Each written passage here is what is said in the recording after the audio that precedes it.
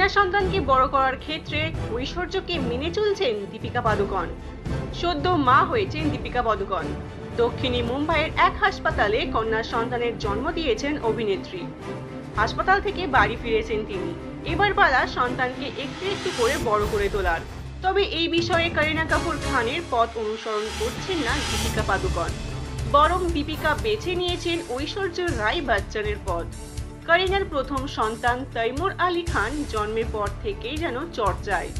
সে ক্রমশ খ্যাতনামী হয়ে উঠেছে।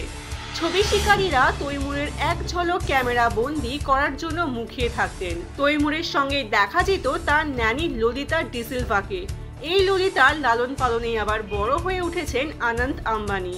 কিন্তু দীপিকা নিজের সন্তানের জন্য কোনো ন্যানির সহায়তা নিতে চান না বলেই সূত্রের খবর।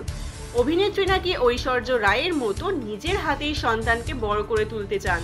আবারও একটি সিদ্ধান্ত নিয়েছেন দীপিকা পাদুকোন ও রণবীর সিং। প্রচারের আলো, ক্যামেরা ইত্যাদি থেকে মেয়েকে দূরে রাখবেন তারকা দম্পতি। সঠিক সময়ে সকলের সঙ্গে তারা মেয়েকে পরিচয় করাবেন। একই পথে হেঁটেছিলেন আলিয়া ভট্ট ও রণবীর কাপুর। ক্যামেরা থেকে দূরে রেখেছিলেন রাহাকে। নিজেরা যখন সঠিক মনে করেছেন তখনই মেয়েকে প্রকাশ্যে এনেছেন তারা। অনুষ্কা শর্মা ও বিরাট কোহলিও প্রথম সন্তান বামিকাকে প্রচারের আলো থেকে সরিয়ে রেখেছেন। তো ভিউয়ার্স, এরকম নিত্য নতুন খবর পেতে চ্যানেলটিকে অবশ্যই সাবস্ক্রাইব করে সঙ্গে থাকুন।